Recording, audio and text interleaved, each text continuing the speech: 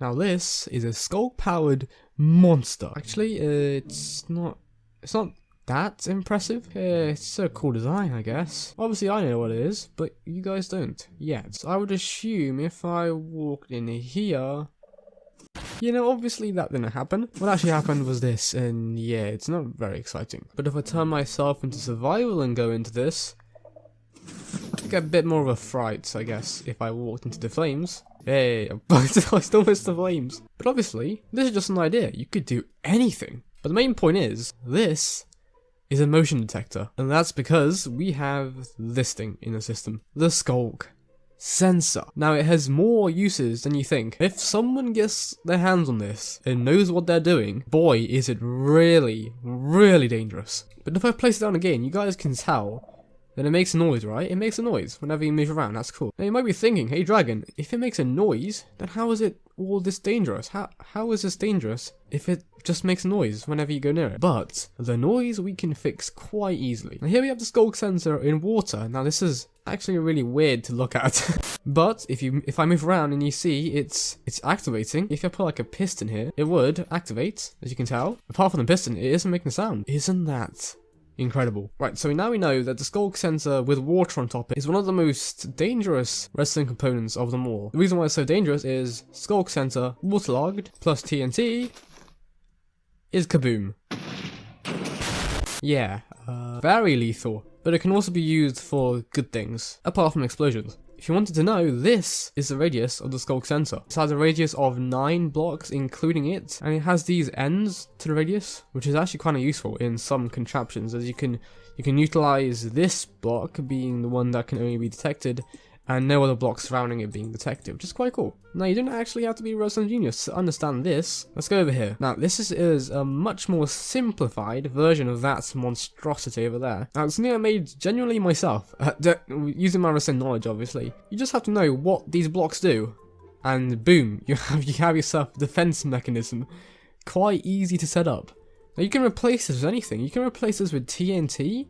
You can replace this with anvils, you can replace this with dripstone, you can replace this with one. But this is not the only method of defending yourself. You can defend any other way, but this is just a motion sensor. And this is what makes it unique. So if I walk over here, I'm inside a radius and boom. You see?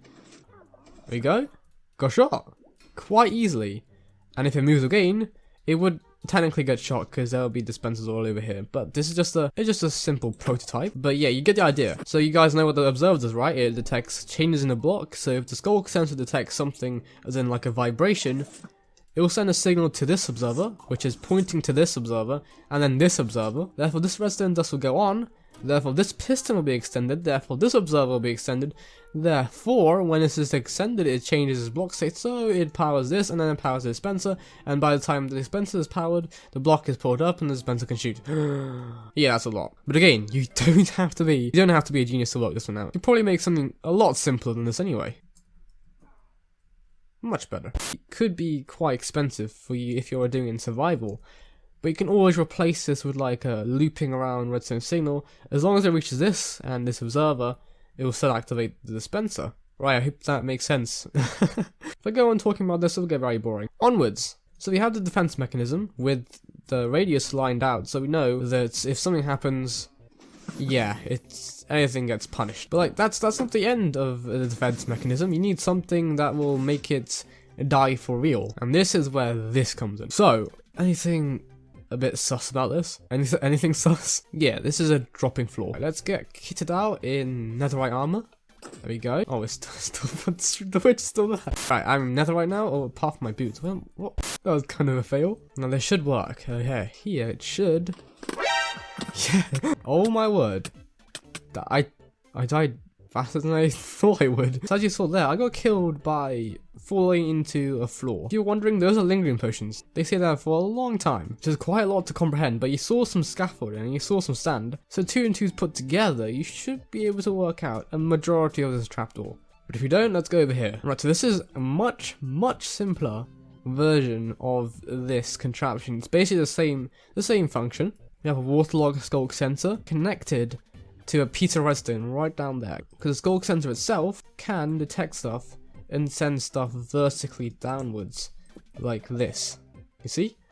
So it's still getting a signal even though it's below it. And that's what we use here. And that will in turn power this block, which will power this piston, which will push this block. And in turn, it will break the scaffolding, the sand will fall, and the observer will detect that fall and dispense the harming potion. Or the potion of poison or whatever you want it to be. Imagine this is the walkway. We're going to go on top of this. And boom. See? And that's how it works.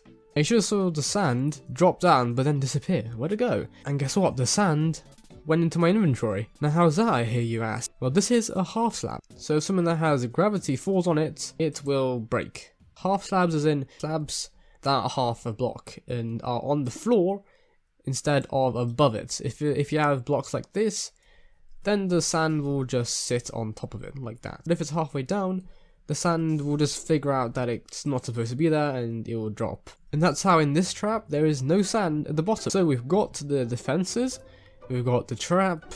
Now, this is the Sculk Shrieker. This is responsible for summoning the Warden. Now one of the mechanics in Minecraft is that if you break a Sculk Shrieker and replace it, if you go into the debug screen, the F3 mode, we can see that can summon is false on the right. So it cannot summon the Warden if you replace the Sculk Shrieker. So, kind of, it still sounds, right? But we kind of want to summon the Warden. So in this instance, it does shriek, but the Warden does never start approaching you. It never comes on the ground. So, in order to fix this problem, let's give ourselves a debug stick. Now you can do that by giving yourself a debug stick in the command center, or you can just do it in chat, but it should be fine. But if we right click it, you can see can summon is set to true.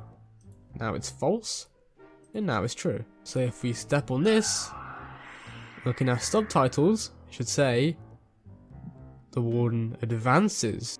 Oh, so they probably set this off already. Oh no. But the Warden needs 3 shrieks to advance and to approach and then to draw near, I think, and then to come out the ground, which is kind of scary. There's a reason why there's 3 shrieks. Obviously the player could mistrip it, and you wouldn't want the Warden just spawning randomly if a player didn't want it to spawn. Obviously I didn't think any player wanted to spawn unless you want to kill it, but killing it won't really give you anything. The thing is, between those shrieks there is a 10-second in which the player that summoned the shriek will not be able to summon another shriek. Now in terms of a defense, we kind of don't want 30 seconds to summon the Warden, so we will just use this as a defense alarm signal thing. So we can easily, in fact, implement this into the walls here, or we can just have 3 of them. Will that work? It does! Oh my word. You know what this means? Debug these. So these are now all summoning to true. If I walk up here, what happens? Does the Warden come? It comes! Oh my word! Oh my! Okay, if you haven't seen the Warden yet, this is him. So 3 shriekers going at once will summon the Warden. That's so good. That kind of foils my plan. This kind of ruins the video now. They just changed the course of the video.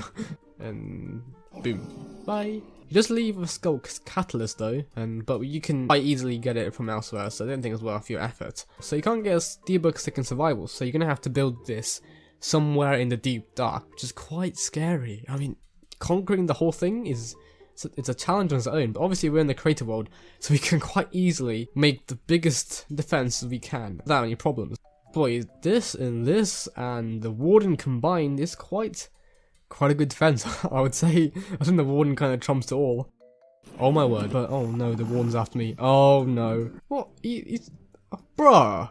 I thought he was going to chase me and going to make a dramatic outro, but I guess not. So YouTube right now is telling me that you like this video right here, and I'll see you guys in another redstone video. Hope you enjoyed this one. It's quite complicated. Let me just go and smack the Warden. Pow! Oh gosh! And boop. Bye. This video was supposed to be focused on the Sculk sensor itself and less on the contraption, but it ended up being a bit of a mix. But I hope you guys learned something nevertheless. I just need to get better at explaining redstone.